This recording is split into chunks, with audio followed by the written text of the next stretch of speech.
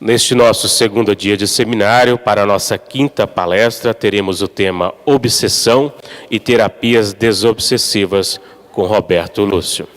Roberto Lúcio Vieira de Souza, médico psiquiatra, vice-presidente da AME Brasil, diretor clínico do Hospital André Luiz em Belo Horizonte, psiquiatra e psicoterapeuta do Instituto de Assistência Psíquica Renascimento de Belo Horizonte. Portanto, Roberto Lúcio, um bom dia, seja muito bem-vindo novamente ao quarto CETESP e um ótimo trabalho. Bom dia para todos.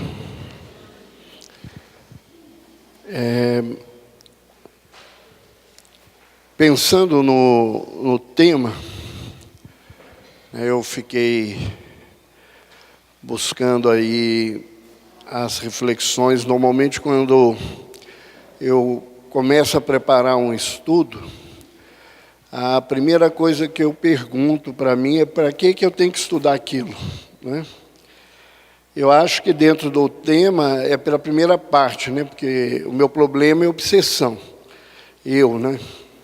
E a segunda parte é um aprendizado que eu particularmente levanto muito, que quando eu falo disso, eu estou falando muito mais teoricamente de uma reflexão do que de um lugar de quem que está do outro lado coordenando um trabalho de desobsessão.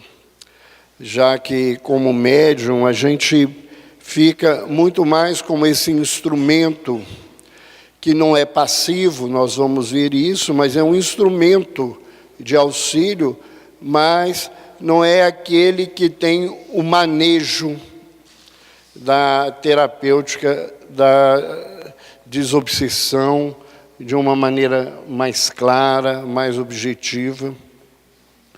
E, por isso, então, eu vou me ater mais tempo no nosso trabalho, fazendo um estudo e uma reflexão que eu acho que é fundamental, que é da compreensão de como que acontece o processo obsessivo nas nossas vidas.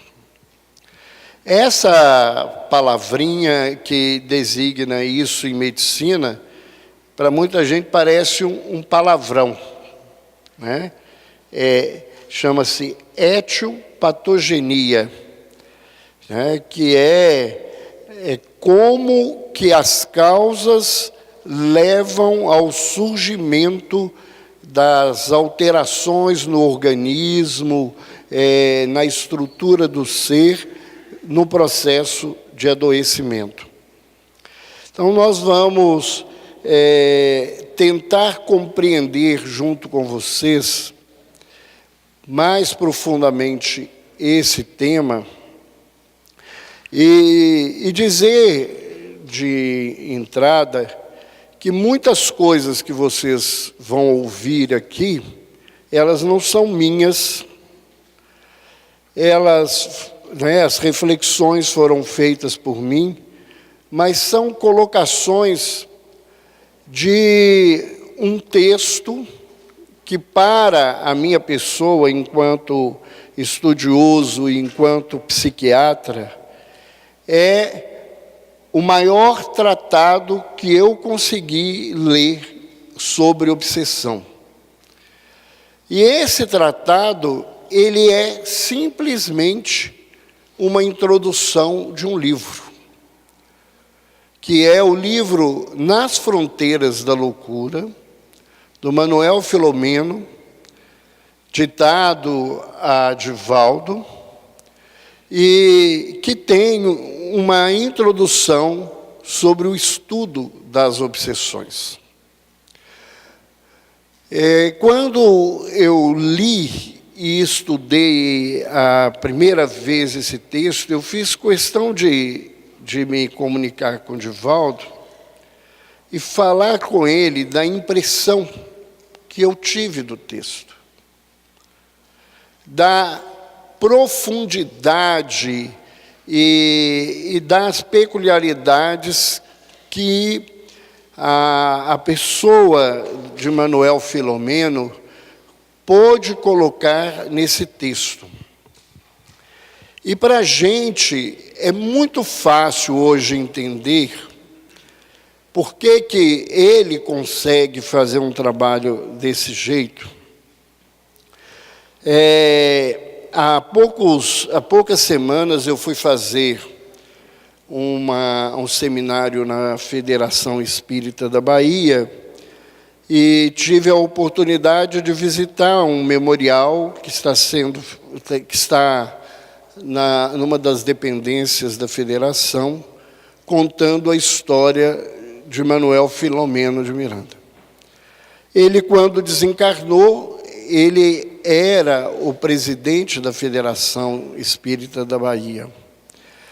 E ele já era um grande estudioso. E ele conta para Divaldo que ele chegou no mundo espiritual e ele tinha um grande amigo aqui encarnado, e esse amigo desencarnou numa situação de imensa dificuldade no mundo espiritual. E que, reunindo o tempo que ele buscou ajudar esse amigo encarnado e o tempo de estudo e trabalho que ele teve no mundo espiritual, foram mais de 30 anos dedicados ao estudo da obsessão, para que ele conseguisse recursos para auxiliar essa criatura que era extremamente especial ao seu coração. Então, nós, às vezes, vemos as pessoas lendo alguns livros e se encantando até com o texto, e a gente, às vezes, não se acerca à história, e às vezes a história do autor, para a gente entender isso. Então, eu tenho para mim, cada pessoa tem a sua escolha, que o grande doutor no tema obsessão e desobsessão, para a minha compreensão, é Manuel Filomeno, sem nenhum desrespeito a André Luiz ou a qualquer outro companheiro que se tenha dedicado a isso. Não. Eu tenho como um referencial diferenciado para mim, porque eu vejo na minha prática, a linguagem dele atende muito mais à compreensão do que eu acompanho dos meus pacientes e de mim mesmo, dentro do processo obsessivo. Então, aqueles que quiserem se aprofundar no estudo, eu sugiro que leiam esse livro. É um livro antigo, ele foi lançado na década de 80, e ele conta um trabalho de Manuel Filomeno junto com o Dr. Bezerra, na cidade do Rio de Janeiro, durante um carnaval. São relatos muito interessantes, com detalhes muito peculiares para o nosso estudo, e essa introdução, ela é muito especial. Opa, o troço aqui ficou perturbado como eu.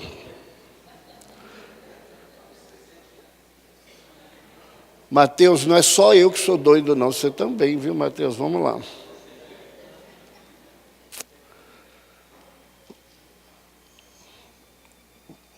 Volte para nós.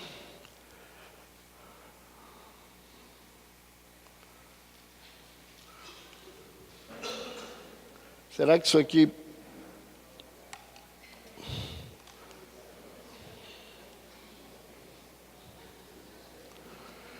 alguma coisa aqui.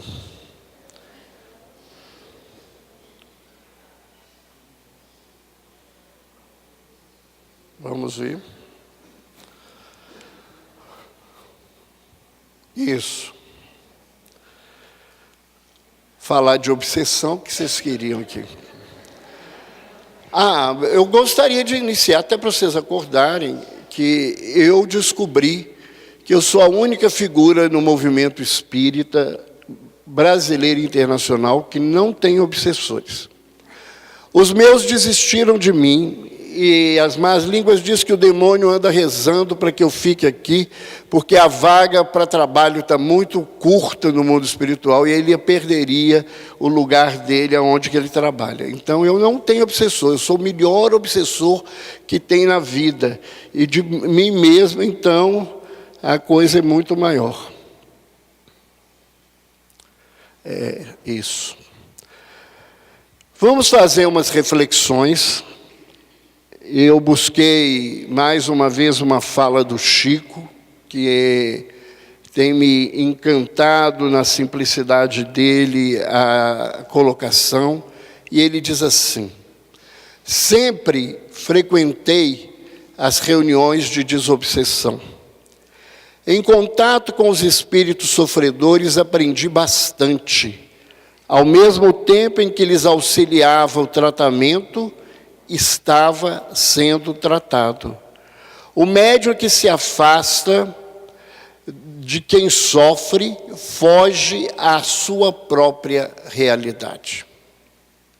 Então, a primeira reflexão que a gente precisa fazer, a gente não vai para um trabalho de desobsessão para ajudar ninguém. A gente vai para o trabalho de desobsessão para cuidar da gente. Nós, precisamos entender que nós não curamos ninguém, nós não mudamos ninguém.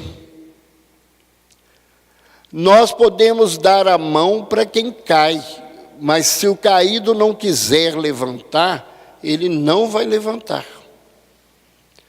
Então, o grande propósito que a gente deveria ter diante de um trabalho de desobsessão é de aprender com aqueles espíritos e, mais do que isso, de entender que eu estou ali para ser tratado. E esse tratamento me exige algumas posturas, de cuidado, como qualquer tratamento.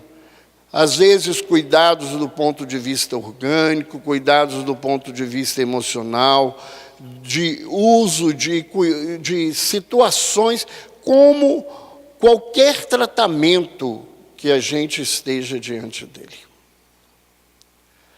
Essa postura que exala de alguma forma a nossa arrogância de achar que a gente vai para a reunião ajudar os outros, ela tira grandes oportunidades para o nosso crescimento.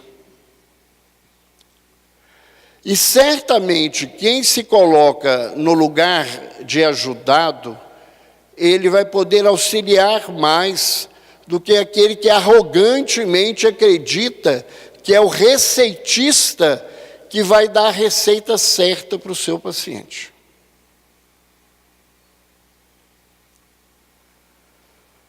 Outra situação importante não há, uma outra fala dele, não há obsessor tão empedernido que não ceda aos seus propósitos quando a sua vítima delibera lhe estender a mão, propondo um pacto de amizade. Nós vamos ver que a terapêutica principal da vida é o trabalho do perdão, da reconciliação com a vida. E André Luiz, em Mecanismo da Mediunidade, ele diz: o estudo da obsessão conjugado à mediunidade, se realizado em maior amplitude, abrangeria o exame de quase toda a humanidade terrestre. Todos nós, ou a grande maioria de nós, ou a quase totalidade de nós, somos obsediados. E nós vamos tentar mostrar aqui para todos nós por que isto acontece, como que é essa situação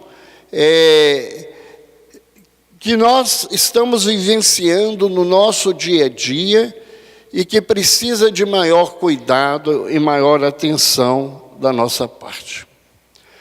O Evangelho segundo o Espiritismo define obsessão como a ação persistente de um espírito mau que exerce sobre um indivíduo, né?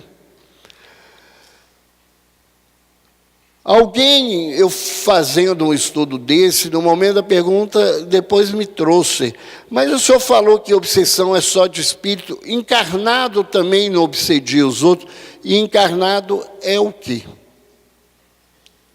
Nós somos espíritos, nós estamos precisando parar de fazer essa dicotomia, que espírito está do lado de lá, e aqui estão os espíritos com corpos, e do lado de lá estão os espíritos com corpos espirituais.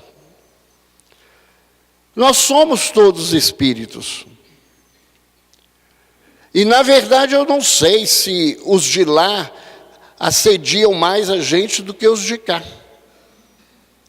Nesse momento da Terra que sobra chefe de obsessão e falange pela Terra inteira, né? É até covardia juntar a turma de lá contra a gente, porque a turma de cá é boa de serviço demais para tentar criar problema, ameaçar guerra, e roubar, e fazer, corromper, e matar. Nós não estamos precisando a gente precisa pedir, igual na luta ao tempo, para a gente fica só com a turminha daqui, pai, porque a turminha de lá vem para cá e a briga é muito desigual. Nós estamos, né, espíritos maus, eles estão a todo lado. E muitas vezes o processo obsessivo não passa pela maldade do indivíduo só. Há um grande número de obsessões que são frutos da leviandade humana, que são frutos da fragilidade do homem na sua atitude no dia a dia. Então, essa sintomatologia ela é muito mais profunda e a gente vai ver isso. No livro dos médiuns, Kardec diz que obsessão é o domínio que alguns espíritos logram adquirir sobre certas pessoas. Nunca é praticada senão pelos espíritos, né? É uma ação espiritual na colocação dele, mas a gente depois vai ver que ele expande isso, mas eu estou colocando para que a gente não fique nessa situação. Mas eu pus a palavra aqui, eu queria comentar com vocês, que é a questão do domínio, né? Todas as vezes que a gente é dominado,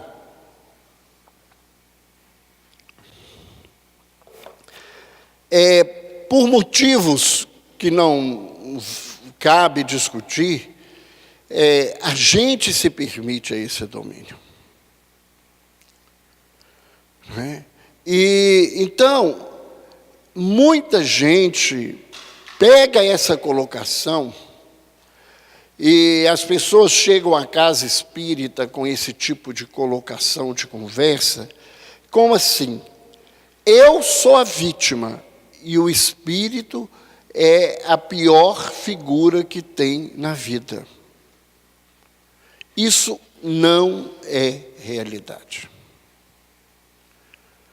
Quantas vezes pessoas chegaram no grupo que eu participo de desobsessão, eu eu trabalho num grupo, né, que a gente faz essa atividade desde 1979.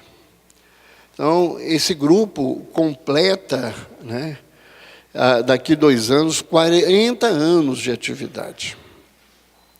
Então, nesses anos todos, eu já vi histórias das mais diferenciadas passarem dentro desse grupo. E muita gente nos buscar ajuda, dizendo que estava obsediado, e a gente ser clareado pelos espíritos que o obsessor era ele e não o desencarnado. Que, na verdade, o desencarnado era vítima daquela criatura que se dizia vítima para as pessoas. Que a direção maior da seta, no sentido do mal, né, se a gente pode dizer assim, era dele e não do outro. E quantas vezes a gente se entrega às vicissitudes, às nossas tendências más, e coloca a culpa em alguém, porque é muito mais fácil culpar alguém do que eu assumir a minha responsabilidade. Ah, eu fui para a gandaia, bebi, é o meu obsessor que mandou eu beber. Aí fica fácil, né? Eu falo que a gente fez uma troca, né? Como a doutrina espírita veio de uma forma maldosa com a humanidade. A doutrina espírita tirou da gente o maior amigo que a gente tinha, que era o demônio, porque ele era culpado de tudo, não é? Amigo não é assim, ele se responsabiliza pelos defeitos da gente, para a gente não ter que pagar, não ter que fazer as coisas. A gente acredita nessa história, né, que não é verdadeira, mas é assim. Aí a doutrina tirou o demônio, nós não podíamos ficar sem alguém responsável, botamos o obsessor no lugar dele. Então você tropeça na mesa, foi o obsessor que te fez tropeçar. Não é você que não prestou atenção e chutou a mesa, não. Você perde o emprego, é o obsessor que te mandou, né? Você pula a cerca, foi o obsessor que mandou você pular a cerca. Você aceita propina, é o obsessor que mandou você aceitar a propina. Então fica fácil a vida. Eu não tenho que fazer nada, vocês têm que tirar esses espíritos da minha vida, né? Porque as pessoas leigas, se elas entendem assim, é um problema delas. Mas a gente que estuda precisa mudar de lugar. Centro espírita, eu falo, o pessoal acha que o hospital espírita é uma imensa latrina, né? Que eles pegam as coisas ruins deles, o obsessor, deixam no hospital e leva tudo bom. Fica as porcarias todas lá dentro. A ideia que as pessoas têm é essa.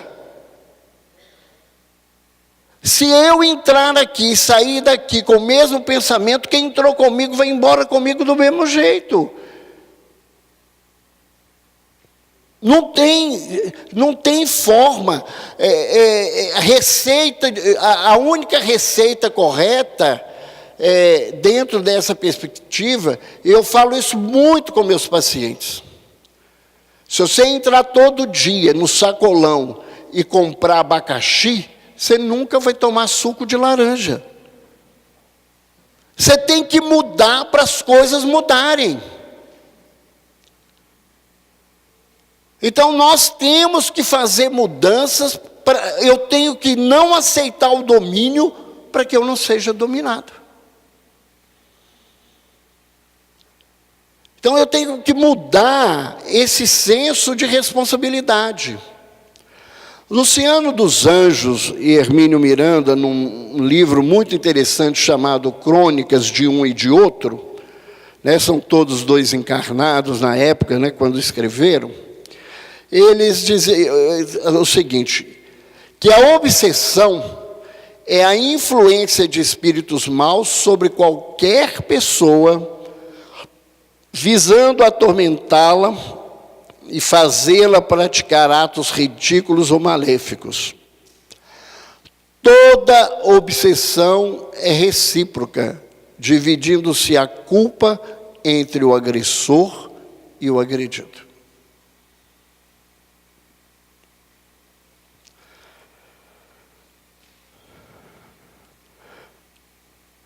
Quais são os tipos de obsessão que a gente tem?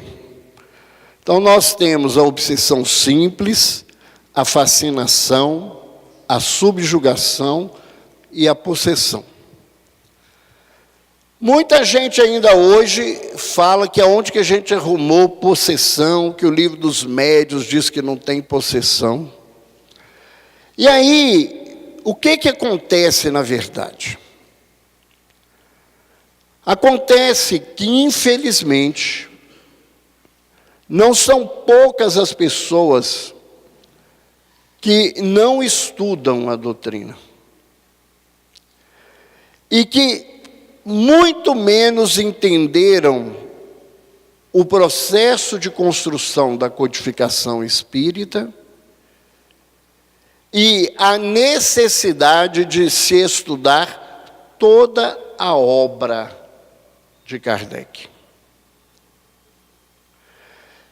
É uma verdade que no livro dos médiuns, que chega ao movimento espírita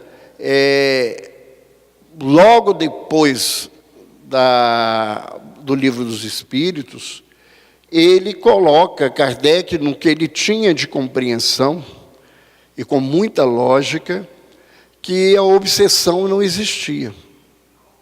A possessão não existia. Desculpa, obrigado. Só que Kardec continuou estudando e observando todo esse contexto.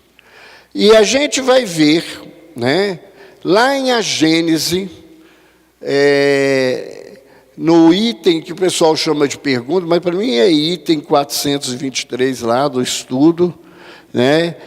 Na obsessão, em vez de agir exteriormente, o espírito atuante se substitui, por assim dizer, ao espírito encarnado. Toma-lhe o corpo para domicílio, sem que este, no entanto, seja abandonado pelo seu dono, pois que isso só se pode dar pela morte. A possessão, consequentemente, é sempre temporária e intermitente, porque um espírito desencarnado não pode tomar definitivamente o lugar de um encarnado, pela razão de que a união molecular do perispírito e do corpo só se pode operar no momento da concepção. Então ele volta atrás, né, ao estudo e refaz a visão que ele tinha. Um aprendizado que nós precisamos fazer. A doutrina não é pronta. E se tem uma coisa que eu me encantei quando eu me tornei espírita, foi poder estar numa doutrina em que algumas coisas que as pessoas me perguntam, eu digo, eu não sei, eu não tenho resposta, eu não tenho ideia aonde que isso vai acontecer. Eu vejo nesse contexto, nesse lugar, uma facilidade, porque eu não tenho resposta para tudo.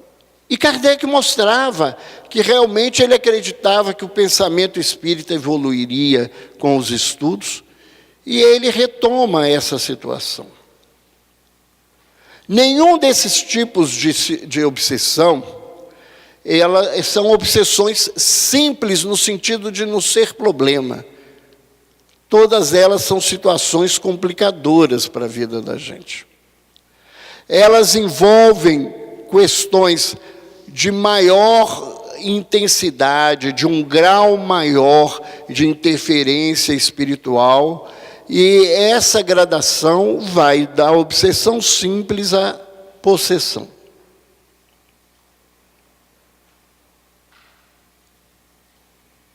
vamos, então, entender esse processo. Como é que a obsessão acontece na nossa vida? Vamos, por favor, pelo menos enquanto estiverem aqui, vamos esquecer os obsessores lá e entender que nós estamos tratando da gente. O que eu vou falar aqui agora é o dia a dia de qualquer um de nós nessa sala.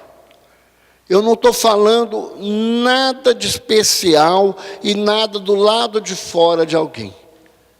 Talvez quando eu entrar em fascinação e subjugação, eu devo ser um dos poucos que vai sobrar do outro lado para entender o problema meu. Mas o de lá, até chegar na fascinação, o problema é de todos nós. Quais são as coisas básicas que a gente precisa rever para entender esse processo? Manuel Filomeno faz essa afirmativa categórica. O fundamento da vida é o Espírito. Né? É no Espírito que está a vida. Né? É Ele que recebe a vida, é Ele que rege a vida que Ele recebe. E aí, o grande sofrimento de quem tenta se matar. Porque você pode matar o corpo, mas você não pode matar o espírito. E não há como o espírito deixar de existir. Eu já ouvi de pessoas que frequentam o centro espírita, de falarem comigo numa crise.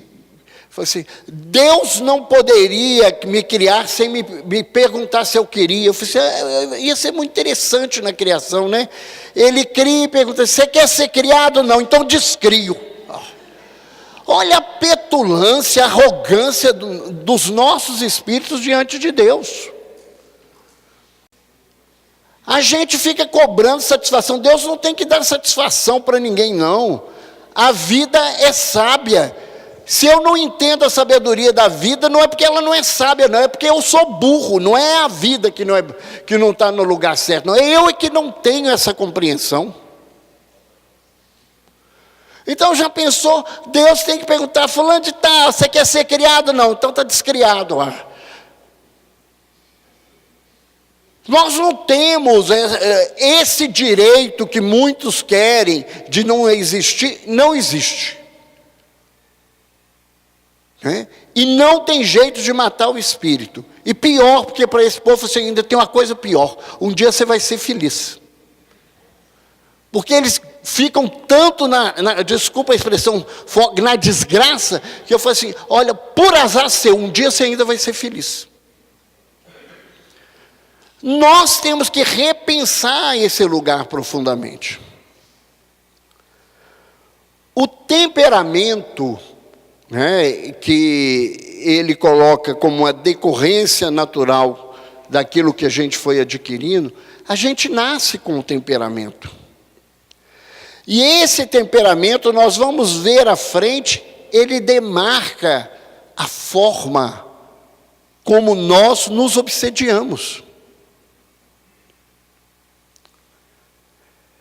Ele marca o colorido do quadro obsessivo da nossa vida.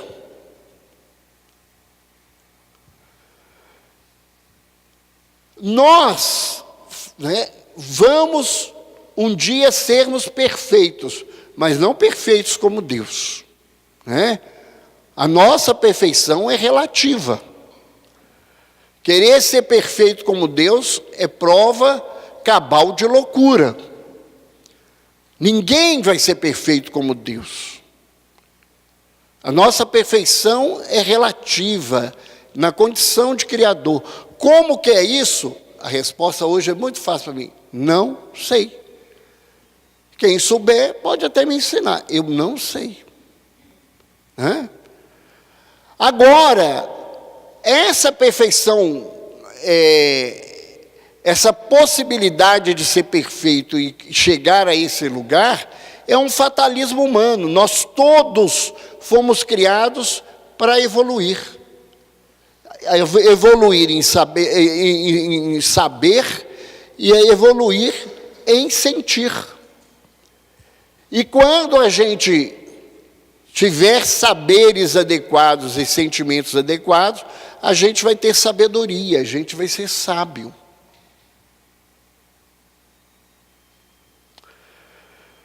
Né? Outra coisa que ele coloca é essa, né, polaridade, né? O amor, ele está de um lado, e do outro lado do amor está as excrescências do egoísmo.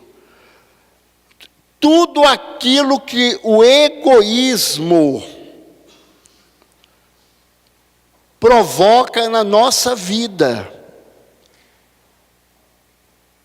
Todas as nossas dificuldades, elas acontecem quando eu acredito que eu sou o centro do universo e que todas as coisas no universo devem me dar prazer e devem me servir.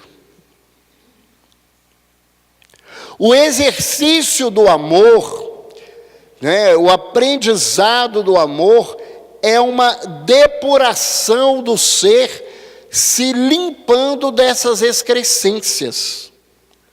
À medida em que eu deixo de viver as minhas dificuldades, os meus defeitos, eu vou aprendendo a amar. Ontem, né, Simão Pedro lembrava que a fé, ela não é uma coisa de graça, né? Eu não acho que não é só a fé que não é de graça, não. Nada é de graça, tudo é conquistado. A única coisa gratuita que nós temos é a vida. A partir daí, a vida nos dá recurso para conquistar todas essas coisas. E o amor é aprendido. A gente pode fazer um exercício para aprender a amar. Manuel Filomeno nos lembra que o grande objetivo que o homem deveria ter é a aquisição da paz. De ter relacionamentos pacíficos e de sentir a paz interior. Mas ele nos lembra que essa aquisição, ela é fruto de um esforço, de um trabalho. Nós precisamos deixar de querer acreditar que as coisas vão cair do céu. Vez por outra, a gente vê gente abandonando a casa espírita ou qualquer templo religioso com a seguinte desculpa: eu tenho 20 anos que eu estou aqui, agora que eu precisei de Deus, Ele não me ajuda. Como que se a vida tivesse que dar para ele tudo perfeitinho, né? Não aconteceu do jeito que ele quer, ele vai embora. E a gente fica achando que as coisas têm que cair para o céu, do céu. E alguém um dia me virou e falou assim: mas não está lá relatado no Velho Testamento que caiu, né, o maná do céu e jorrou mel das pedras? Eu falei: está lá. Né? E eu nem vou discutir se isso é simbólico ou não é simbólico, porque quem quiser discutir, mas vamos colocar que isso fosse verdade, né? Que não fosse simbólico. Que de graça que aquilo foi. Aquele povo estava a menos de 500 quilômetros da terra prometida. Eles ficaram 40 anos rodando em círculo para chegar no lugar que Jeová falou que eles iam. Num deserto, o mínimo que Jeová tinha que dar para eles era pão do céu e mel das pedras, porque 40 anos andando 500 quilômetros que eu não chego no lugar, O Senhor não ensinou caminho, não me deu GPS, nem isso, e agora o Senhor não vai me dar nem o que eu quero para comer? Que de graça que teve isso? Não tem nada de graça, gente. Nada de graça. Emmanuel, no livro Fonte Viva, tem uma página maravilhosa que ele conta, ele coloca assim: o avarento querendo dinheiro vai caminhando, fulano ele vai, e ele diz assim: de tanto fazer isso, o avarento fica preso das suas posses. O homem público corrompe o seu nome. A mulher leviana se torna escrava dos seus prazeres. Se para coisas tão materiais inferiores o homem paga um preço tão alto, o que pagará o cristão para a aquisição daquilo que ele aguarda? E é uma fala agora ipsis literis de Emmanuel, e ele diz assim: a resposta está na cruz da infâmia.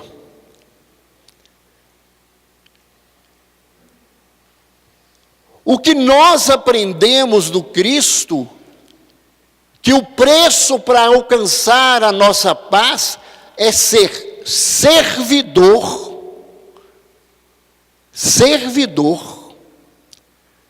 né, da humanidade, com todas as dificuldades desse lugar de ser servo. Na linguagem dos patriarcas da igreja, né, que eles contribuíram profundamente para o Evangelho segundo o Espiritismo, né, Santo Agostinho, ele tem essa leitura, né, um dos patriarcas, que a salvação vem de ser servo sofredor.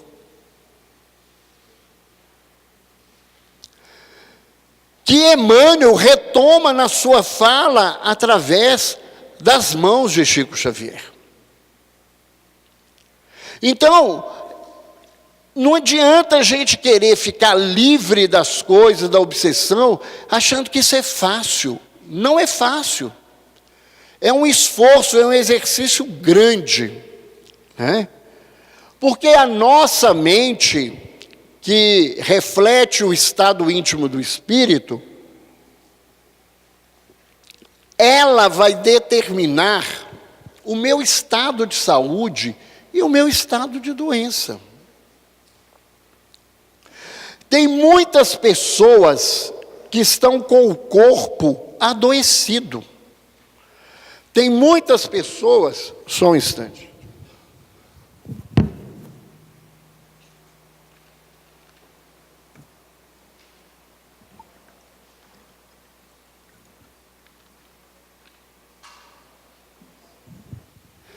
E que elas aparentemente estão saudáveis. Por quê? Porque a mente delas está em paz. Está num estado de paz que muitas vezes a gente não consegue. E tem gente que faz 500 exames, procura tudo e sai infeliz, porque o médico fala assim: você está melhor do que eu. Aí ele morre de ódio, porque ele tem que achar uma doença, porque ele tem dor em tudo, né? Dói o cabelo, dói o calcanhar, a ponta do sapato, tudo dele dói na vida, né? O botão da camisa, tudo dói. E não descobre nada, porque a dor é da alma. A dor é a dor de como eu consigo viver a vida. Então, esses estados mórbidos pessoais, eles criam essas brechas espirituais, surgem as parasitoses e nós então entramos no processo de obsessão. E como é que esse processo acontece? A gente vive mergulhado num mar de ondas de pensamentos. Nós estamos em permanente intercâmbio mental, em sintonia com qualquer coisa. Tem muita gente que pode estar aqui nessa sala e a última coisa que está em sintonia é com o que eu estou falando. Aí está pensando se vai chegar em casa, se fulano fez o almoço, então aí se eu tiver que fazer isso, vai estar pensando amanhã eu tenho que levantar cedo para fazer tal e tal trabalho, tal e tal situação, está pensando no jogo de futebol que ele, de menos no que está aqui, só está o corpo aqui dentro.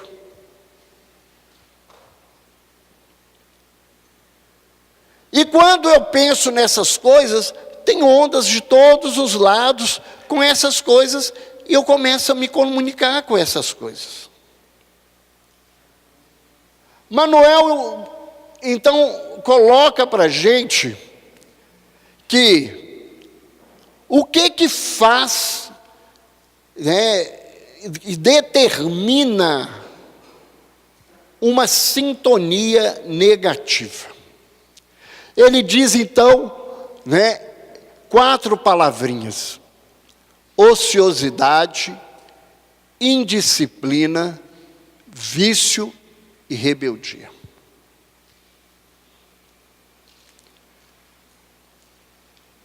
Ele nos diz, que essas 4 formas de manifestação do homem são extremamente negativas. Mais grave do que isto, ele vai nos dizer que essas formas, elas são o mais constante, o normal da humanidade. Tem uma turma, que não quer saber de nada. Tem gente que entra no primeiro dia de serviço fazendo conta de qual é o dia que vai poder aposentar. Só pensa em não trabalhar. Não quer ter esforço mental nenhum. Nenhum. Nós temos, a grande maioria de nós, a nossa mente é de uma indisciplina danada. A gente, se alguém vira para a gente e fala assim, agora pensa no azul, é a última cor que eu vou pensar, é no azul. A minha indisciplina é tão grande que eu não dou conta de parar e focar a coisa. Eu sou indisciplinado com horário, sou indisciplinado com a minha obrigação, com a organização das coisas, e aí a vida vai ficando confusa. Muita gente, a vida é um vício. A gente fala em vício, e muita gente lembra logo de álcool, de cigarro, de droga. Eu falo que pode assustar vocês, esses são os menores vícios que a gente tem na Terra. Os grandes problemas nossos são os vícios morais. A maioria de nós tem 2 grandes vícios, se não tem um, tem o outro, quando não tem os 2. O primeiro é da maledicência. A gente fala mal de todo mundo. E aí você levanta e fala assim, hoje eu não vou falar mal de ninguém, mesmo que eu seja esse ordinário que eu sou. Já resolveu o seu problema, falou de você, está resolvido. Você tinha que falar mal de alguém, já falou de você, já resolveu o seu problema. E quem não fala mal, que a maioria de nós falamos mal, você gosta do centro espírita, gosta, mas, atrás desse mas, você vai meter a ripa em alguma coisa. O segundo é reclamar da vida. Como é que está a sua vida? Mais ou menos. Não, mineiro, mais ou menos. Porque mineiro é tão preguiçoso que nem a palavra inteira a gente consegue falar, mais ou menos. Mais ou menos, Por quê? A gente está indo. Os meus pacientes têm mania de dizer para mim, você pensa assim, como é que você está? Estou indo, eu faço com isso. Indo para onde? Para o buraco, para que lugar da vida? Indo, todo mundo está indo. Agora eu quero saber para onde. Né? E a partir disso é uma reclamação, reclama de tudo. Ah, mas a vida é muito ruim mesmo, doutor. E o que adianta reclamar da vida? E eu não estou falando dos outros, não. Eu falo mal dos outros, eu reclamo. Né? Tem que vigiar. É difícil, e muito difícil. Muito difícil na vida. Né? Então, como nos falta um programa educativo da vontade, a gente aceita sugestão ruim na maior facilidade do mundo. Do mundo. É isso que a mídia geralmente faz com a gente. Ela vai enfiando na gente as coisas ruins que ela quer que a gente acredita.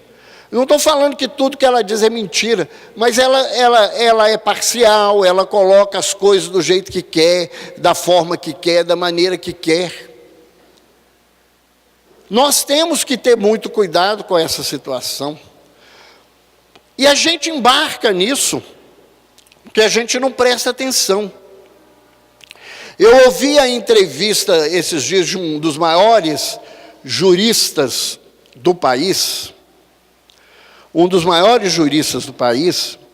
e esse jurista, ele comentando alguma coisa da dupla dinâmica da briga, a partir de hoje deve mudar a dupla, não deve ter tanta briga, mas espero que não mude pelo menos o caminho, mas era Temer e o Janot.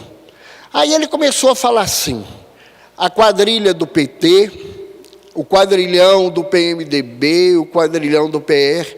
Eu fiquei esperando ele falar do PSDB, eu sei que ele é do PSDB, o PSDB não tem quadrilhão.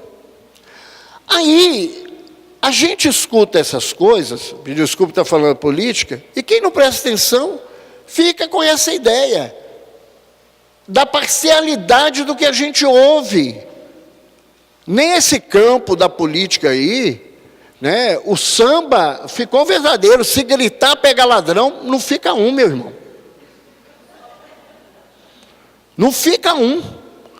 Então, nós temos que ter o cuidado, porque a gente embarca em qualquer coisa ruim que as pessoas falam, em qualquer informação má, porque a gente tem tendência para isso. Outra coisa que eu brinco muito com meus pacientes, né, isso eu não posso falar na primeira consulta, que senão eles não voltam, mas quem já me conhece muito, no final, quando vai embora, fala assim, ó, tendência para o bem, que para o mal você já tem. Né? Porque o que não falta para a gente é tendência para o mal. Então, nós temos que entender que essa colocação, ela vitaliza a ideia perniciosa que está dentro de mim, acomoda os complexos que eu tenho, os recalques, os comportamentos pessimistas ou exaltados que me são próprios. Então, nós vamos ver que a obsessão, ela começou na minha doença. E a ação obsessiva do espírito, ela só realça a minha doença. Então, o meu problema, o meu contexto, o meu lugar, não é, na verdade, de maneira nenhuma, colocar no outro. O outro só realça o que mora em mim. Só realça aquilo que está no meu coração. Então eu aceito essa indução, e isso forma uma tomada de ligação, porque é aquela coisa que eu uso muito quando falando, o bêbado que convida o outro bêbado para beber. Não precisa nem dar muito esforço. Ele não pergunta nem vão para quê. Ele já entra. Quem vai pagar a primeira rodada? Já está resolvido. A gente se junta com o outro, é a fome com a vontade de comer. E aí está formado esse intercâmbio psíquico negativo. Isto aqui que Manuel Filomeno nos fala, isso é o dia a dia de todos nós, gente. Toda hora a gente embarca nesse lugar. Toda hora a gente caminha nessa situação. Então, a criatura fixa essa ideia infeliz e a gente abre os porões da inconsciência. E quando a gente abre esses porões, tudo que a gente tinha de ruim começa a vir. Não é dessa vida só. É da nossa história espiritual, da nossa caminhada. Porque nós somos uma repetição daquilo que nós construímos. Eu sou hoje o máximo que eu consegui fazer de mim nessa caminhada evolutiva que eu tenho. Não há nada diferente, não há nenhum acréscimo especial. Então, nós guardamos essa história e quando vem uma ideia infeliz, que nos relembra um passado infeliz de maneira inconsciente, aquele sentimento volta a transbordar em nós. Às vezes as pessoas falam assim, mas hoje eu não roubo, né? Mas já roubou. E às vezes ainda não resolveu isso, já não rouba, mas pensa muitas vezes em roubar. E algumas coisas na vida não o permitem fazer mais. Então, quando você tem essa proposta negativa, essa proposta negativa vai abrindo um campo aonde o roubo ainda era uma existência constante da sua vida.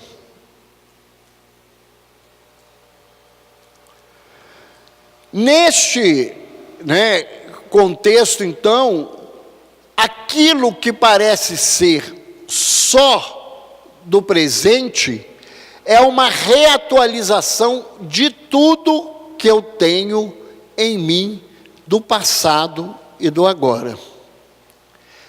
Isto, então, causa um desordenamento mental por influência dessa energia que está ao meu redor.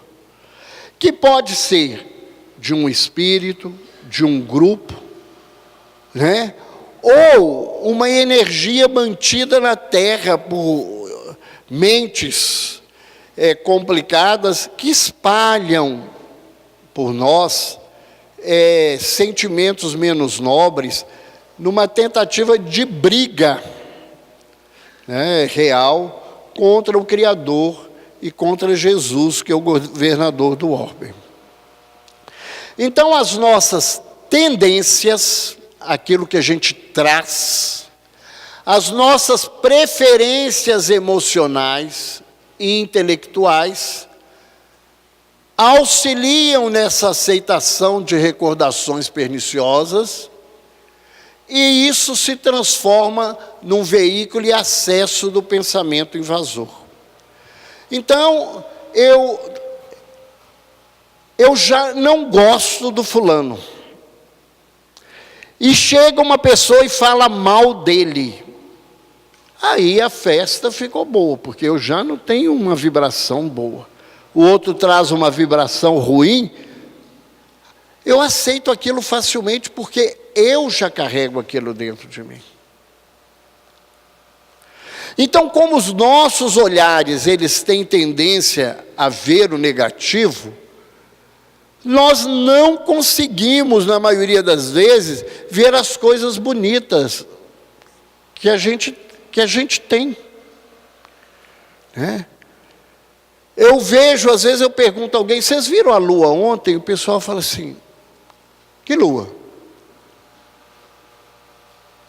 Tem gente que não olha para o céu. né?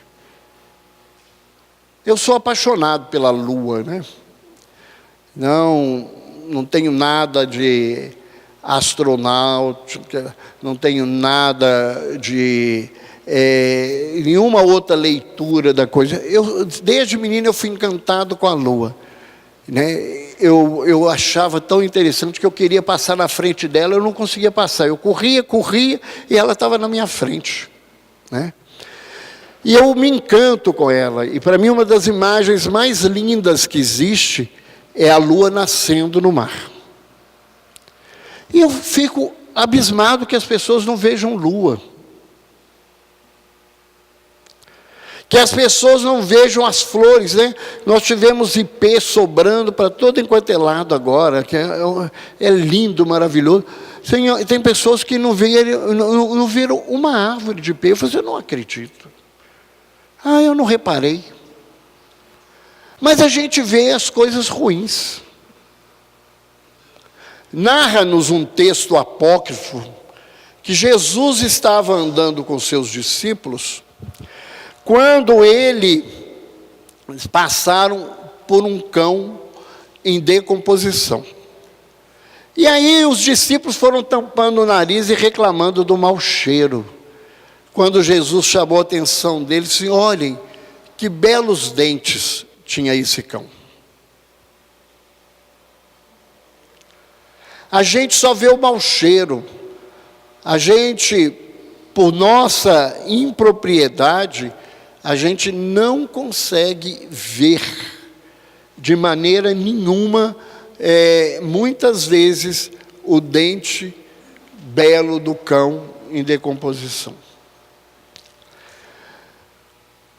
Quando a gente se transforma nisto, aquilo que na gente era uma polivalência mental, a gente tinha um monte de pensamentos, a gente transforma isso num pensamento único, e esse pensamento único, ele vai virar fascinação e subjugação. Nós vamos falar daqui a pouco. E ele nos afirma que obsessão simples é parasitose comum. Né? Obsessão é coisa comum na Terra. Não é nada de absurdo e está na vida de todos nós. Porque nós todos somos e carregamos dentro de nós esse tipo de vivência, esse tipo de situação, né? E na continuidade, ele vai mostrar para a gente que as preferências por vulgaridades, prazer, impiedade, preguiça, vício, desordem, aumentam o influxo de ondas mentais equivalentes e faz-nos cair em emoções complicadas. Olha, gente, a momento nenhum, ele coloca a situação dessas ondas mentais equivalentes como responsáveis por nada. Ele sempre está colocando que são as nossas posturas que fazem com que esse processo aconteça. E ele continua nos mostrando uma coisa que na prática a gente vê, que quando a gente vai se entregando ao processo obsessivo, na hora de dormir, a gente, por causa da presença das nossas ambições desenfreadas, a gente querer ter muito, ou pelos nossos sentimentos desequilibrados,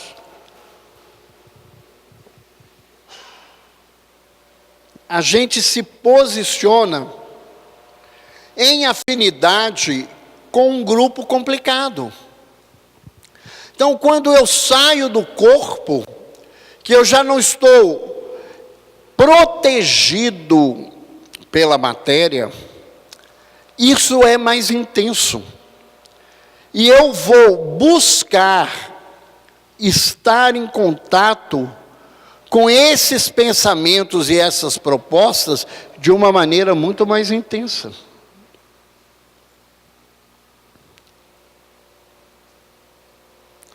E ele nos coloca que isto, faz com que a gente amplie a carga de nossas necessidades e amplie os nossos sentimentos infelizes.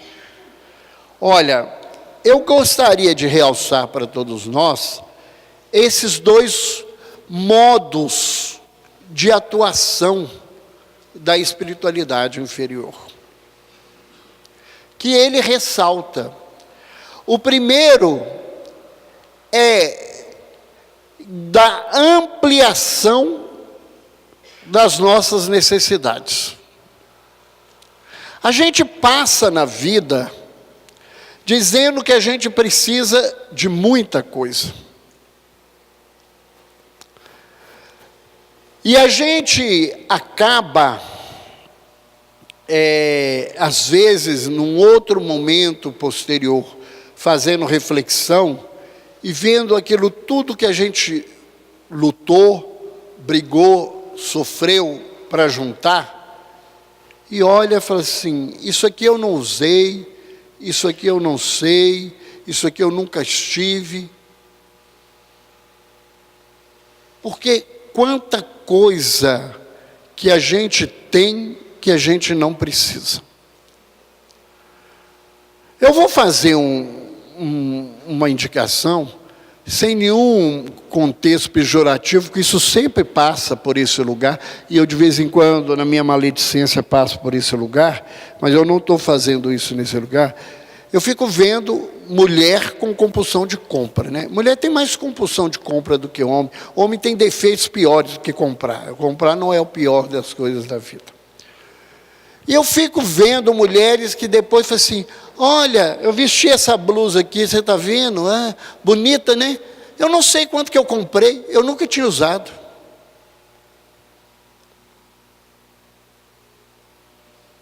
E quanta coisa que quando você descobre que vai usar, você está com um corpinho chique igual o meu, que não serve mais na vida, porque você comprou, você usava 46, você agora está 50 e tantos, não tem mais lugar para o negócio. Quanta gente tem, né, isso não é a maioria, porque, né, os ricaços são sempre minoria, né, na população. Tem gente que tem casas, propriedades, que nunca foram, que nunca estiveram. Para que isso? Para que isso? A gente cria angústia. Eu conheci uma senhora que ela entrou em bancarrota financeira complicada. Ela chegou depois de uma tentativa de autoextermínio, e a irmã dela falou assim: doutor, não tem jeito, a forma como ela vive. Nós viajamos, nós fomos aos Estados Unidos, e aí quando nós chegamos em Miami, nós entramos numa loja, e essa loja vendia produtos populares a um preço diferenciado. Ela foi pegando as cestas e foi colocando as coisas. E a irmã falou assim: mas para que isso? Não sei, mas está barato, a gente leva, que serve para alguma coisa. Quantos, e eu estou falando de coisa material, quanta coisa na vida a gente junta que não serve. Quanta coisa que a gente faz que a gente não sabe para que fez, e sofreu profundamente para fazer as coisas. Quanta gente gastou anos para ganhar um diploma da faculdade, para jogar na cara de alguém que tem diploma, nunca vai exercer a profissão, nunca vai fazer nada, mas queria, por vaidade, fazer uma coisa dessa. Então, essa forma é extremamente utilizada, né, pelos espíritos para aumentar o nosso sofrimento e o nosso desequilíbrio, ou quando amplia os nossos sentimentos infelizes. Olha, você pega o seu problema e transforma o seu problema no pior problema do mundo, na pior condição que a pessoa pode viver na terra. Eu, às vezes, ouço o paciente vira para mim e fala assim: eu estou muito mal. Eu falo assim: eu preciso ver. Quando chega, eu fico procurando o mal que ele está vendo. Não é que ele não está doente e não precisa de cuidado, mas a forma como ele vê não é a realidade da vida, mas nós temos mania de fazer isso. Quando a gente não faz a interpretação do jeito que quer. O Senhor, há muitos anos atrás, ele resolveu levar o filho dele, adolescente, para mim curar. E o filho dele, a doença que ele falava, porque não é doença, o filho dele era homossexual. Aí ele foi lá que eu tinha que curar o filho dele, né? Aí ele, uma pessoa palestrante espírita, com conhecimento, ele falou para mim uma estupidez que eu não perdi o tempo nem de responder, porque eu achei que não ia valer a pena. Eu preferia um filho drogado do que um filho homossexual. Eu falei assim: ele não sabe o que é droga. E ele não sabe o que é ter um filho drogado na vida. Então, nós transformamos as nossas dores, às vezes, num lugar que ela não existe. A gente cria problemas, umas coisas que vai depender do seu olhar, e se o seu olhar não ampliar o que é ruim da sua vida, é muito mais fácil de lidar. Então, são formas complicadas que a gente encontra com isso. Então, ele diz que quando a gente desperta, então a pessoa se queixa de mente atribulada, cansaço físico e psíquico. Doutor, eu dormi a noite inteira e parece que eu trabalhei a noite inteira. Eu estou extremamente cansado. Manuel Filomeno diz que este é um sinal de possível obsessão.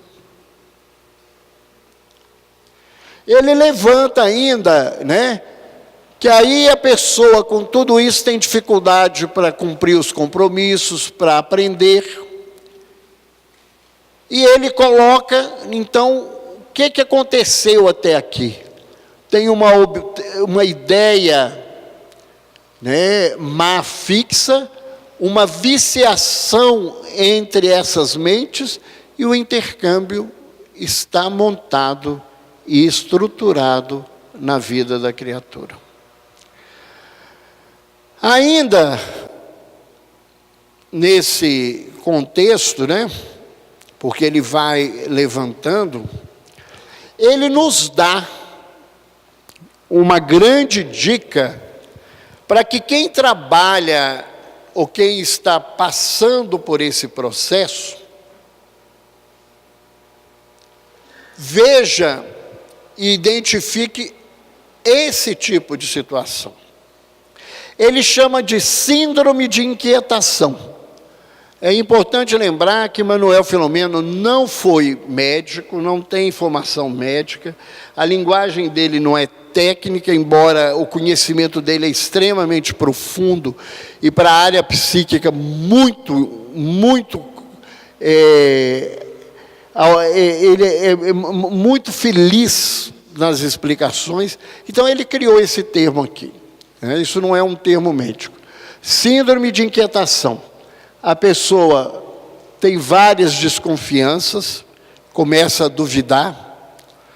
Tem gente que começa a duvidar de Deus, da fé, dos espíritos, começa a duvidar da mulher, do marido, dos filhos, do empregado, do patrão.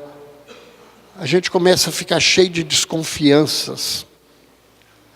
Começa a se sentir inseguro, a apresentar enfermidades pequenas, nada grave. Você sai de um resfriado, aí tem uma crise de labirintite, depois você tem uma diarreia, uma dor na perna, essa coisa assim que a gente ouve quanto médico todo dia, um monte de gente, né? Então, nas Minas Gerais, doutor, eu estou com uma dourada intensa. Como é que é a dourada? Dói do fio do cabelo até a ponta do dedo do pé. E você procura, não tem nada. E aí, eu tive espirrando muito. Essas enfermidades que às vezes não têm nenhuma relação com o contexto, mas elas permanecem, né? Insucessos pessoais. A pessoa perde o emprego, não consegue fazer uma prova, perde a oportunidade de ser promovido, batem no carro, é uma batida pequena, mas incomoda, atrapalha, deixa de ganhar um dinheiro.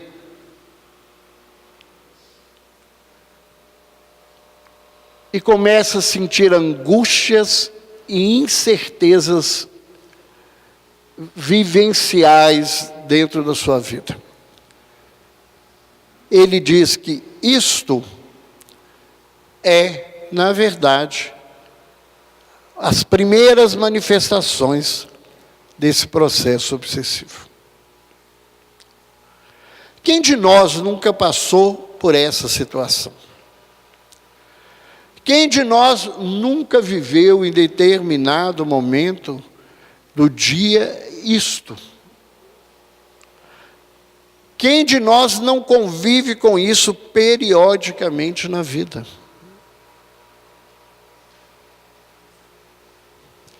E ele continua dizendo que essa geração, né, de uma psicosfera perniciosa em volta de si, que se agrava porque não busca questões sadias. Então ele já começa a levantar que para a gente sair disso, a gente tem que pensar coisas boas. Por que muitos de nós não ficam parados na obsessão? Porque a gente tem tarefas positivas no trabalho, em casa, a gente faz leitura, tem uma prece, vai para uma reunião, faz um estudo, vai para um trabalho de campanha do quilo. Essas coisas vão quebrando esses sistemas. Se a gente não tiver essa instrumentação, a coisa só fica complicada, só fica mais difícil, né? Então, ele mostra, eu falei lá no início do temperamento, ele vai mostrar como que o temperamento nosso influencia nesse tipo de manifestação. Então, ele coloca que existem dois tipos, né, de temperamentos, o introvertido e o extrovertido. Né? Na linguagem da medicina chinesa, o yin e o yang. Então, quem é introvertido, isto aqui tudo vai se manifestar colorido pela apatia, pela depressão, pela melancolia, pelo pessimismo. Eu vou voltar a seta para dentro de mim. O introvertido, ele se agride. Na verdade, a gente está querendo agredir Deus, né? Se punindo para que Deus veja que você é capaz de punir a outra criatura, né? Então, nesse processo aqui, o extrovertido vai manifestar todo esse contexto que fomos estudando, na excitabilidade, na agressividade e na violência. Quem dá o colorido da manifestação de tudo isso que nós fomos vendo até agora é o meu temperamento.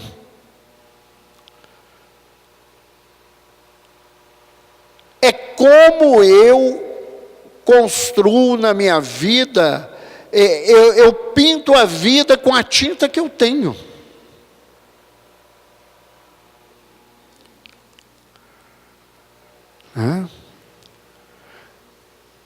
E aí, tudo isso vai comprometer o nosso corpo e a nossa estruturação psicológica. Porque não tem separação, né? Não tem, nesse contexto, nenhum fator que não seja um fator mais, né, dentro dessa colocação do indivíduo.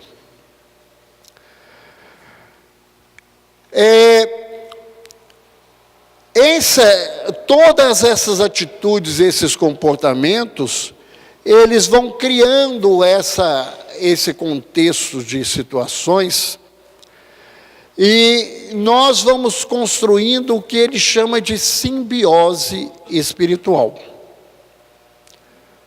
Então, tudo isto que eu falei até agora, ele afirma categoricamente, e eu vou dizer que eu concordo com ele, que até neste ponto, a terapia espírita tem resultado positivo. Nós vamos falar rapidamente, até porque o nosso tempo está se esgotando, das outras duas situações, porque elas merecem um estudo muito mais profundo, e essa primeira parte que fala do nosso dia a dia, eu acho que é muito mais importante do que a questão da fascinação e subjugação, que não é o contexto do que eu queria que a gente refletisse aqui hoje de manhã. Então, quando esses liames que nós fomos falando, eles vão se agravando, e essas ideias vão sendo insufladas no indivíduo, e a fascinação é a doença da vaidade, do orgulho, porque ela é principalmente uma realidade em médiuns, e ela é demarcada por uma frasezinha muito interessante: eu vim te dizer que você tem uma missão especial. Toda vez que você ouvir que tem uma missão especial, você sai correndo, que isso é uma armadilha para a sua vida. Nem você, nem o centro espírita, nem a sua atividade mediúnica, nada disso é especial. Todos nós temos que ver esse contexto de uma outra forma, de uma outra maneira.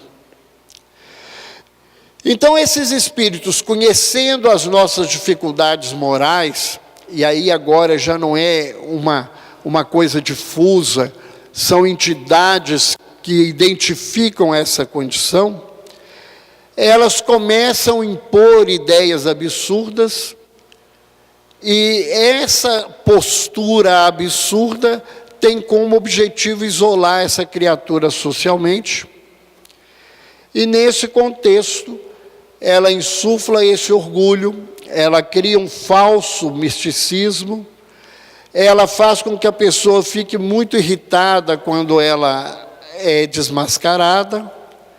Então, os espíritos vão desconectando as últimas defesas que o indivíduo tem, eles comprometem essa lógica que ele carrega, ele passa a ter uma complexa turbação mental, e a fascinação, na fala de Manuel Filomeno, é o fruto da indolência moral e mental exacerbada por valores negativos. Fora esse contexto, né, ali só está falando que a gente só se cuida com abnegação e esforço pessoal. É por isso que ele diz que a terapêutica espírita pode tratar até ali. Para a fascinação é uma transformação íntima e pessoal, e é muito difícil. O indivíduo vai acordar disso na dor e provavelmente numa outra vida. E nós temos a subjugação, onde a interferência é muito maior. Essa subjugação pode ser psíquica, com o domínio dos pensamentos e dos desejos, e esse invasor, né, vai dominando isso, ou pode ser inclusive física, como muitas vezes acontece, e geralmente, ou quase a totalidade, ela é dirigida por um espírito mais lúcido, conhecedor de técnicas e de recursos muito maiores do que as nossas. Vamos, só vou acabar aqui.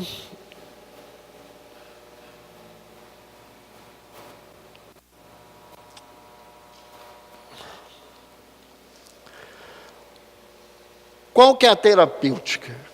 Eu levantei para vocês, né, que falar sobre desobsessão é falar sobre técnicas de desobsessão. E eu acho que falar sobre técnicas, teoricamente, é muito fácil. Eu sou um profissional que eu preciso de técnicas de trabalho. E o estudar foi uma coisa. E hoje, depois de tantos anos, a prática dessas técnicas me fazem atuar e trabalhar de uma maneira muito mais eficiente e, às vezes, de uma forma totalmente diferenciada do que está escrito no livro. Porque é a prática que faz com que a criatura caminhe nesse lugar. Então, eu não faço desobsessão. Talvez faça de encarnado, né, Jário? Mas eu não faço de desencarnado. E então eu gostaria de refletir, né, que técnica desobsessiva, ela vai depender do quadro. A gente não tem receita pronta. Infelizmente, eu já vi muito dirigente de reunião que é receita pronta. O espírito acaba falando, você está vendo um irmão aí? Segue com ele, que ele vai te levar para o hospital. Não é para isso que o espírito veio numa reunião. Se foi para isso, não precisa de ninguém, não. Eu sozinho fico numa reunião, alguém recebe espírito, eu falo, oh, tem um irmão aí, vai embora com ele, vai ser tratado. Não foi para isso que... Reunião de desobsessão não foi feita para isso. Então, a técnica mais importante desse processo é ouvir. Porque esses espíritos vieram para ser escutados. Escutados com respeito e com imparcialidade. Porque se você prestar atenção na história que eles contam, talvez no lugar deles a gente faria pior do que eles fizeram.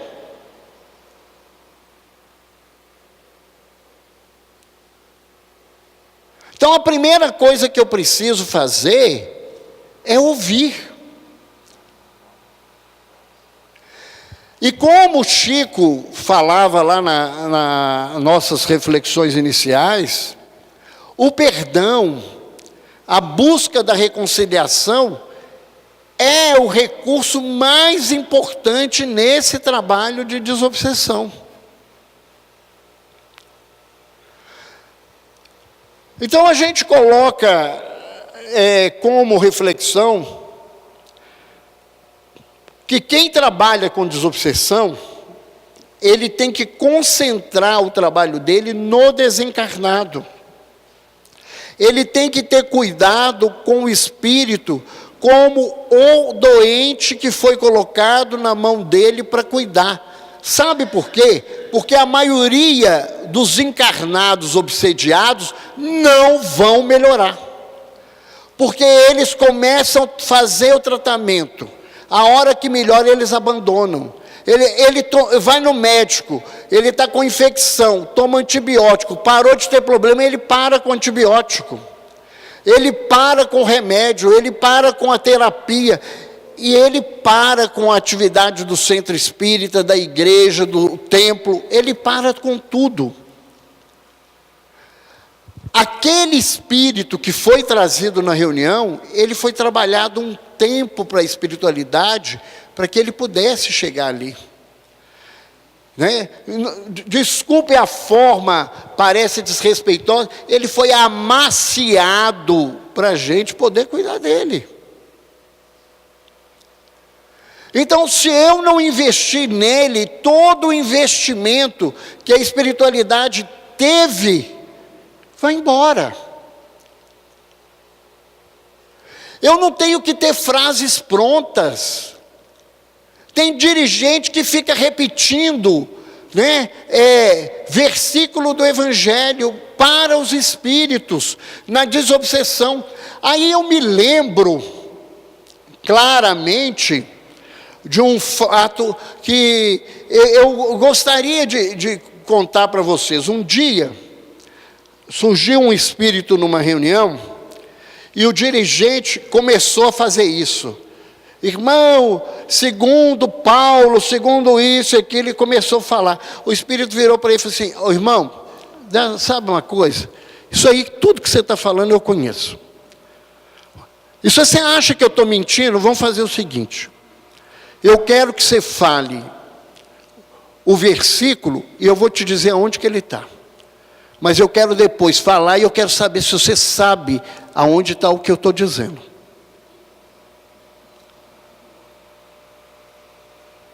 Porque desobsessão não é racional. Desobsessão não é uma coisa que eu faça com coisa montadinha, com frasezinha pronta. É um trabalho individual que exige de todos nós um estudo profundo de tudo isso. Tratamento de desobsessão para encarnados se chama evangelho-terapia. Não é reunião de desobsessão.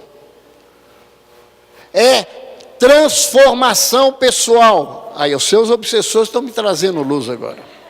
Ou isso aqui vai virar um baile. Ontem tinha agora mesmo chega um baile funk aqui hoje. Eu tinha o violino, mas como sou eu obsessor, pode chegar um baile funk para vocês ficarem felizes que eu estou terminando. Então, no contexto, né, nós temos que entender isso. O que é importante para o encarnado que vem para a casa espírita, que a gente identifica obsessão, é reunião de estudo, é tomar passe, é ajudar, fazer assistência. É isto que é o tratamento. Nós não podemos, de maneira nenhuma, achar que reunião de desobsessão resolve o problema de encarnado. Está lá no Evangelho, Jesus relata claramente isso. E tendo o espírito imundo saído do corpo daquele homem, foi procurar outros lugares. E não encontrando senão lugares áridos, ele voltou à casa daquele homem. E a encontrando vazia e adornada, ele foi e buscou outros 7 espíritos, e a situação daquele homem foi pior do que era antes. Não adianta achar que desobsessão resolve problema de encarnado. O que resolve o problema de encarnado é a postura, é a colocação dele na sua vida como agente transformador da sua individualidade. Nós temos que ter clareza disto. A desobsessão auxilia, mas não trata. É igual remédio alivia a dor, mas a dor real é da alma. Se eu não tratar da alma, eu vou trocar de doença. Só isso na vida. Então, nós precisamos entender que todo o processo de passe, de todos esses outros recursos que não a desobsessão, eles são muito mais eficazes e úteis do que colocar o nome de alguém numa reunião de desobsessão. A reunião de desobsessão, a gente deve se concentrar naqueles espíritos que foram colocados ali e que necessitam de amparo e uma proteção intensa de todos nós. Como eu já furei o nosso horário aqui, eu estou obsediando vocês, então eu vou só colocar duas considerações finais que eu gostaria que vocês pensassem. A gente está falando de obsessão, e a gente tem escutado uma coisa, que eu sei que tem gente no movimento espírita, e aqui deve estar sobrando, tem hora que a gente, depois de muitos anos, a única coisa que a gente tem direito é de ser atrevido. E a gente só é atrevido porque é ignorante. Eu, como sou ignorante, eu sou atrevido. Eu temo de dizer as coisas. Então, há uma situação real, né? Particularmente eu vejo isso. Nós estamos vivendo um momento do que o pessoal dá um nome, e aí o pessoal pode criar o que for, que se chama obsessões complexas. São situações muito graves, de pessoas que numa linguagem médica a gente chamaria de refratariedade, que tudo que você faz não melhora. Então, eu gostaria de deixar aqui duas frases, uma do Chico e uma de um texto de um livro, que é o livro do Dr. Jaider, que eu falava ontem. Existem falanges de espíritos interessados no atraso moral da humanidade. Eles gostariam de fazer da Terra o seu habitat, desculpa que está errado, e o seu quartel-general no sistema solar. São opositores do Cristo. Esses espíritos, eles não são espíritos ignorantes, eles têm conhecimentos profundos e eles atuam de formas diferenciadas. Eu já vi pessoas, né, colocarem para mim, mas esse negócio de chip não é uma coisa de corpo. Olha, os termos, eles são os termos que a gente dá conta de entender. Há algo perispiritual que é diferenciado. E o corpo perispiritual é um modelo semelhante ao modelo físico numa outra dimensão. E ali reside um mecanismo que eu não sei como é ele na realidade no todo, mas eu sei que ele é complexo. E se hoje, nós encarnados atrasados, estamos fazendo tanta coisa, estamos mudando a estrutura do corpo do indivíduo, colocando elementos diferenciados, por que que os espíritos atuando energeticamente não podem, do ponto de vista de energia, agredir esses organismos dessa forma? Quando eu falo disso, eu não estou falando de feitiço, de magia, não é nada disso, né? Eu estou falando de ação, de complicações energéticas do ponto de vista perispiritual. Essas situações são complicadas e a gente precisa pensar que os grupos espíritas precisam se aprimorar para atender cada vez mais essa complexidade, tanto do ponto de vista da inteligência, da rebeldia, quanto da tecnologia que esses espíritos se utilizam. E aqui eu não estou defendendo técnica, eu não uso, na minha visão, nenhuma técnica complicada, né? Muita gente pergunta para nós, outro dia eu fui perguntado por uma jornalista do Tempo, vocês trabalham com apometria no hospital? Não, nós não trabalhamos com apometria no hospital, eu não trabalho com apometria na associação, mas eu, ao contrário do que muita gente faz, que é meter a ripa na apometria, durante 1 ano e meio eu estudei para ver se aquilo servia ou não naquilo que eu acreditava. E percebi que para mim não servia, podia servir para os outros, mas eu não conseguia entender. Respeito quem usa, mas eu não consigo usar aquilo daquela forma. E aí nós fechamos com essa fala do doutor Jaider, nesse livro que a gente trouxe, que a gente sugere para a leitura de muita gente.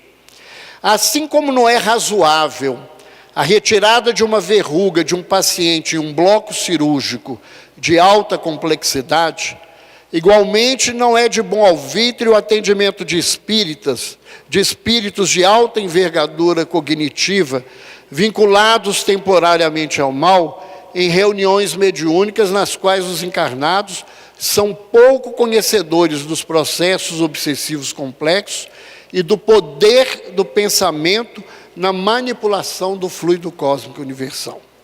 Necessário se torna o estudo das obras da codificação espírita, as subsidiárias e também obras de outros autores espiritualistas. O doutor Jaider, ele é bem paulino nessa questão, né? Eu vejo espírito que acha que só tem que estudar espírito. Ele é bem paulino, examinar tudo, retende o que é bom. E eu acho que a gente precisa aprender isso. Eu queria agradecer, pedir desculpa à coordenação. Muito obrigado. E está aí a dica do livro dele para todos nós.